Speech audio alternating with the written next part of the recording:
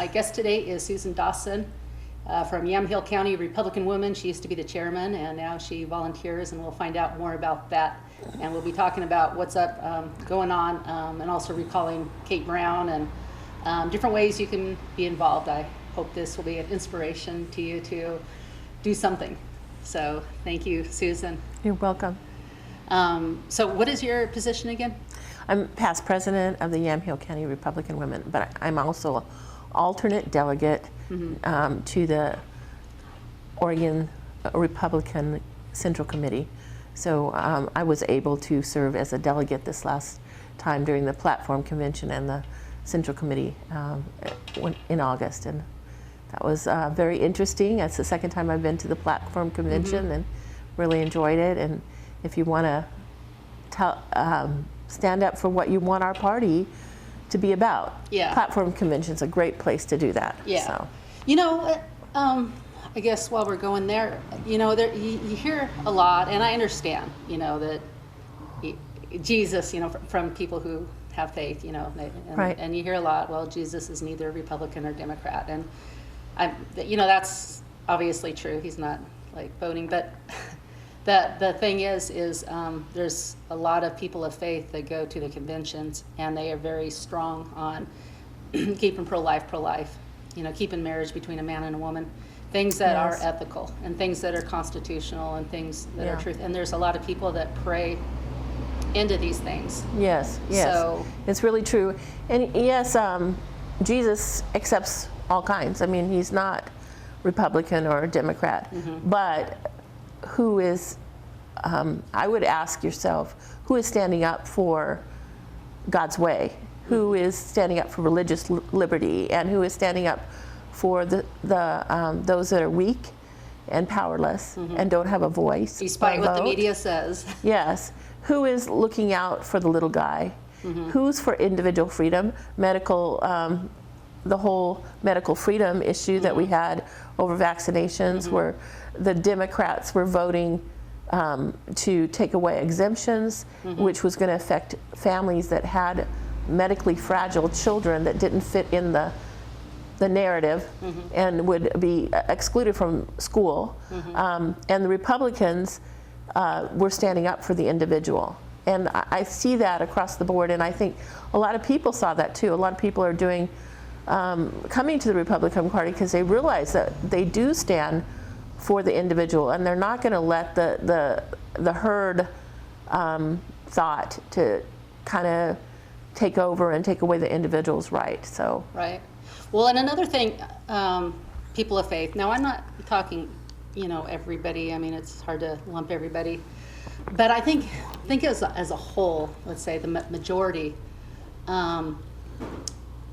Let's, you know, if we had to have a candidate that is truly a vile person, we're not going to defend them. We're going to actually want to replace them. For instance, you know, the cages at the border that actually Obama put in, if Trump really had done that, we would have been all over him. And so just because the integrity of many people with faith, you know, how people of faith should be. Right. And nobody wants to see children mistreated or taken away from parents, but I think people need to understand that we have human trafficking coming from the southern border, and that means a lot of these children are not with their parents. They're with a human trafficker. They're being used, and we need to protect those children, and we need to protect the children at the border, but we also need to follow our laws so that children aren't put at risk the way they are now. Encouraging people to break the laws, causing people to put their children at risk, and that is not helpful in the long run. So I would say that following our laws will actually protect children, and we all want that. It's just we don't want to encourage people to come and break our laws and bring things like drugs, and that doesn't mean everybody that comes is into drugs and that sort of thing, but they're among them. There's people that are coming here for nefarious reasons, and we can't just ignore that and pretend that doesn't exist. Oh yeah, that's huge. You know, and again, that's something that the media won't talk about if it goes against the basically the New World Order narrative. Right, right. Well, they won't talk about it. no, they want to pretend that everyone that comes across our border is Seeking a better life. is just a nice person seeking a better life. Mm-hmm. And they're there, I'm sure they are. They shouldn't be breaking our laws, but they're there. But, you know, that there's drug dealers, there's the traffickers, there's people that want to come in the country to harm us, and we can't just let everybody just come in without following some guidelines. We have to follow. And if the Congress doesn't like the guidelines, change them. Don't blame the president because he's following their guidelines. That's not fair. Yeah, yeah. And Shelley mentioned, I can actually get people to pay attention to this point here more often. But in the Bible, it goes through private property rights. Private property rights is huge. So yes, God created the world, and you know, we should be, and he says to be kind to our visitors and aliens among us and things like that. But in the Bible, there's a respect among private property owners throughout. And it was the Communist Manifesto that Karl Marx, who hated God, who actually he put it into his 10 planks, everything that was against the Bible. So if you want to know what the Bible says, just read Karl Marx and say it's the opposite of that. And so we have a Marxist push here in our society, you know, to take over our sovereignty. Which I would think, if you look through history, Marx's ideas that have been tried to been implemented, the communist, the socialist, it actually hurts the little guy. It actually hurts the average person. And I would say that capitalism, as long as it doesn't become crony capitalism, and by that I mean where the government becomes on the side of the rich guy, they should be, you know, they should not be for the rich guy. They should be for everyone. Isn't that where we're at? I'm not talking about good people. I mean, Trump is a capitalist. You know, we're a capitalist. You know, Yeah, he believes in that. Yeah, the crony capitalism would be among we call them rhino Republicans and many Democrats, where they're actually, the media is not showing it, but they're actually favoring the big giants. So like when they were trying to put in cap and trade down in Salem, and they carved out some of the bigger businesses. I don't think that our government, state-wise, local-wise, or federally, should be treating the big business as better than the little business. The little business, actually, the small businesses are the ones that employ the most people overall. Is that And right? so, yes. And so this whole thing where they like, okay, this big business gets a pass and that big business gets a pass, and the little guy has to eat it. That to me, that's the crony that I don't want to see. I want to see the real, you know, where we have free market, and I think that's a much better word, free market, where the customer decides what you actually offer, not the government, because the government guesses wrong, and they have a terrible track record.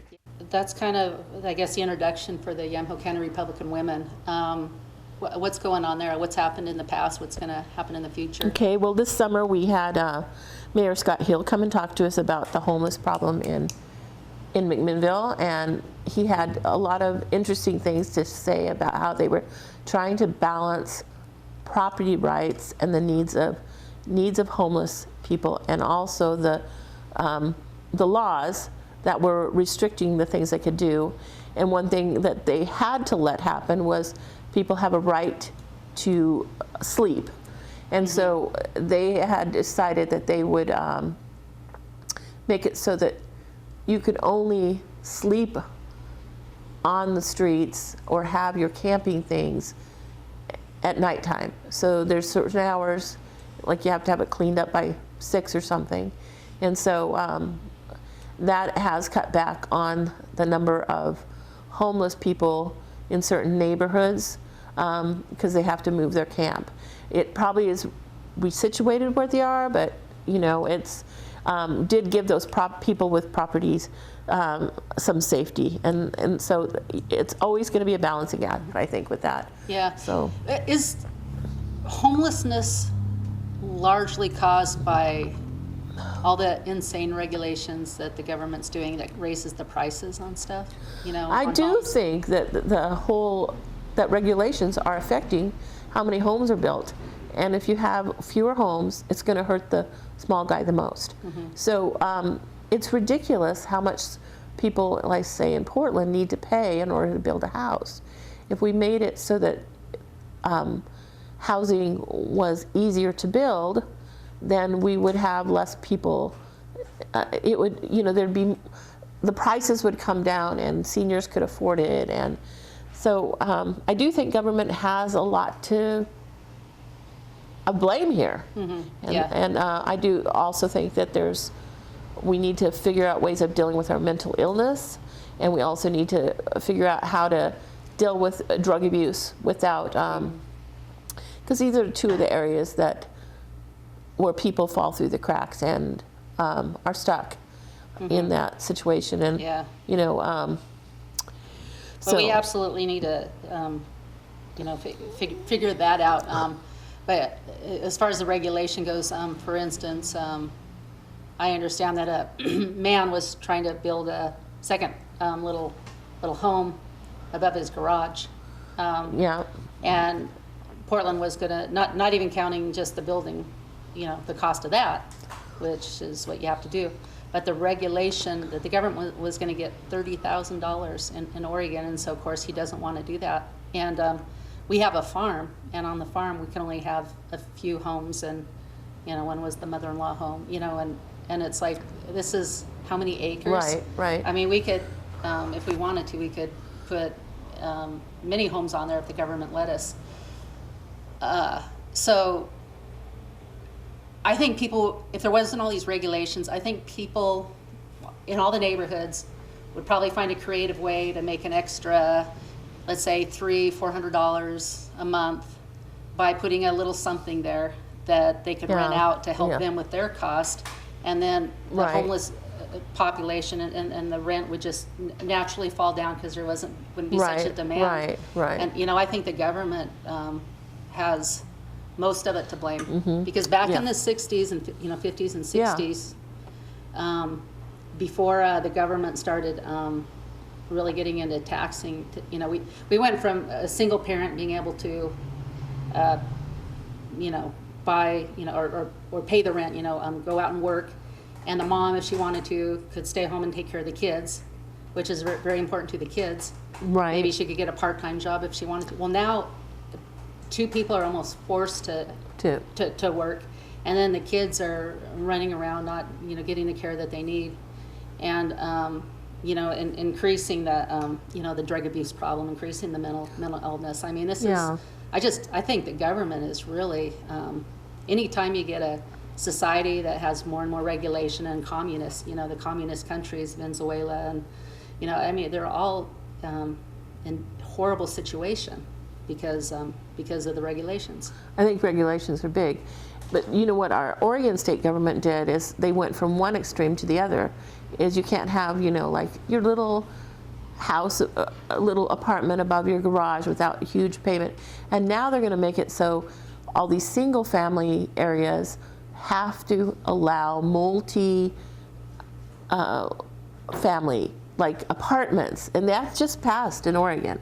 And so it's just, they regulate, and then, oh, we're giving you this, and it's like, now they're forcing you? Now it's almost forced on the cities, for they can't regulate anything in regards to that. So it's, it just seems like an extreme. So. My goodness. Yeah. So I can't tell you what bill that was, but it was there. The other thing that we did is we had Peggy Boquist, who is the wife of Senator Brian Boquist, come, and she does a little history with Peggy Lynn, and she has several different living history. She comes dressed as the person that she's going to talk about, and in this case she came as Abigail Scott Dunaway, and she came and she talked to us about women's suffrage. And this is the year, the 100-year anniversary of the ratification of the 19th Amendment, which passed the women's right to vote. And I don't know if a lot of people know this, but it was Republicans that were behind it. Those were behind it, and so were abolitionists. Abigail Scott Duniway, she was the woman who was strong here in Oregon. And so that's why she shared about Abigail, is because she was the one that helped getting the right to vote for women in Oregon, which happened in 1912. And so women didn't actually get the right to vote all over the United States until 1920. So, and the 1919 was the year of ratification of the 1919 and early 1920. Yeah.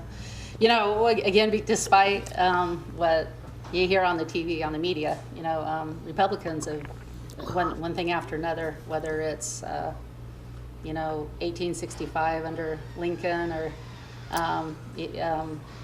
1960s passing. But we're always about freedom, about individual freedom. Right, always.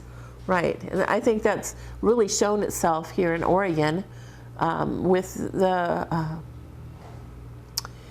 medical freedom issues in Salem, is because we want the individual to have the right to make their own medical decisions, not the government telling us what to do, because then it becomes more like a communist or a dictatorship and less like freedom. So, and it also, I think our doctors know more about what's good for us than the politicians. I'm sorry. Yeah. You know, if they think that it's not a good idea, we shouldn't do it. So.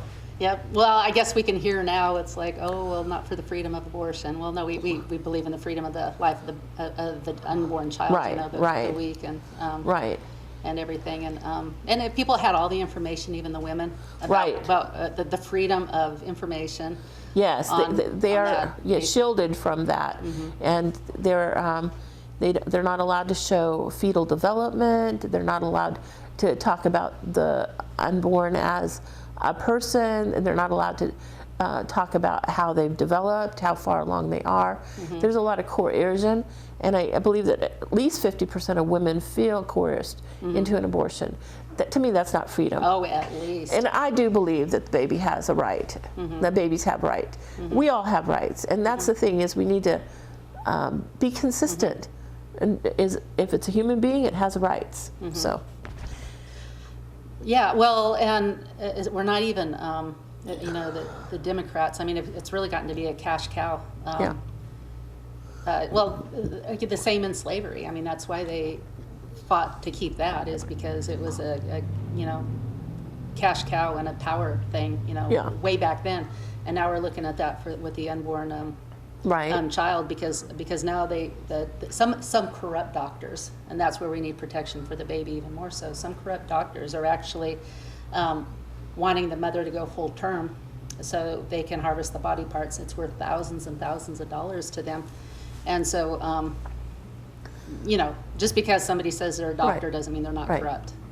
And there is a court procedure right now where a gentleman had videotaped Planned Parenthood and other abortion facilities selling body parts for profit, and he's in trial right now, and they're having to admit some of the things that they did. They're trying to keep it a little better than what they said on the videos, but basically what was said was what they agree is happening, that baby body parts are being sold. To me, it's Nazi Germany. I'm sorry. I just can't, you know, you can kind of see some people's viewpoint, but when you start taking a beating heart to sell or taking a baby's head, to me, that's just above the pale. It's terrible. It's terrible. So. Yeah. Right. It's not even abortion at that point. At that, you know, the baby can oftentimes live at 5 months outside the child. So what they did is they have this partial birth abortion thing that they do, which is literally killing the baby, sucking out its brains with a Right, syringe. right. Yeah, it's just Right. it's just demonic and sick. Right, and some of them aren't even following the laws that we have. We don't have that many restrictions, and they're not even doing that, because I do believe that full birth, the babies are born and then they're drowned, or and they want a beating heart. Where are they going to get a beating heart? That's a living thing when you have a beating heart. Yeah, with millions of abortions, going on constantly, they can always find a way to get that organ that they're looking for and make a lot of money from it. And so it's gotten to be, because the voters haven't been diligent in knowing what's going on, and it's really, the voters that are allowing this to continue. The Democrats are mostly, there's still some Republicans, as we know, some corrupt Republicans. They get the power, they get the money, some favors, from Planned Parenthood, and then they allow Planned Parenthood basically to do what they want. So right, turn their blind eye, and we've seen with Kermit Gosnell, I don't know if you're aware of that, where they found all these, that he was delivering babies that were way past their laws, and he was treating women with, he just had a filthy clinic, but they turned a blind eye to it, and they do it at other clinics because it's abortion and they don't want to limit it. So, but isn't that just like sending the women to a back alley abortionist the same thing? Isn't that the same thing? Yeah. Because if you go in a clinic and you die because they don't have clean facilities, if they perforate your uterus and they're not willing to get you the help you need, that sort of thing. It's just, to me, it's not good for mom, it's not good for baby. Sacrificing the young innocent to Moloch, like in the Bible. Yeah, very bad. God came against the nation that did that. So we are walking a thin line here in the United States. So prayers up to God for His grace and mercy, and to stop this insane madness. Okay, recall Kate Brown, and any last words, because we are about out of time. Okay, well, I'll be quick then. So yes, if you haven't signed the recall for Kate Brown, there's 2 petitions out there. Sign both, number 2 and number 3. Please sign both, and they're doing great. Find a place to sign. We have Yamhill County Republican meetings the 3rd Tuesday. Valley Baptist in McMinnville. The next one's October 15th. It starts at 7, and the women meet on the 2nd Thursday. And our next one's August 10th, and we meet at American Legion at 11:30, and our speakers at noon. And we always have great speakers. So I don't know if I have time to get into any of these other things. So. Oh, well, I think I had to kind of diverted you off with some of these questions. So, well, how about show up to the meetings, and you can talk to Susan, or you'll find out a lot of information, a lot of ways to volunteer. There's obviously so many things to do. Knock on doors, make cookies. But just participate, and I mean, there's just all kinds of things. You'll find some stuff. So if you miss any of the times, forget the Facebook pages where you'd go. I mean, you can always just stop by here too, and I'll give you some information, recalling Kate Brown, if that's something that you are thinking is good to do, as I do. So I guess that's it. Thank you. Thank you. Thank you, Veronica. Thanks for tuning in. Have a good week. Bye-bye. Inspiration. Arts and crafts. Health and wellness. Communication and information. We're here to encourage and inspire you. You have a gift? We know you do. And so do we. Whether you come in to look by or want to promote your gift, we invite you to come in, because when we're working together, we can accomplish great things. We the generation, the world is very cold. Wow, scared of we committing.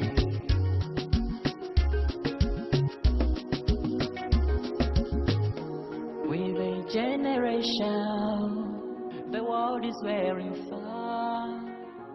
One love.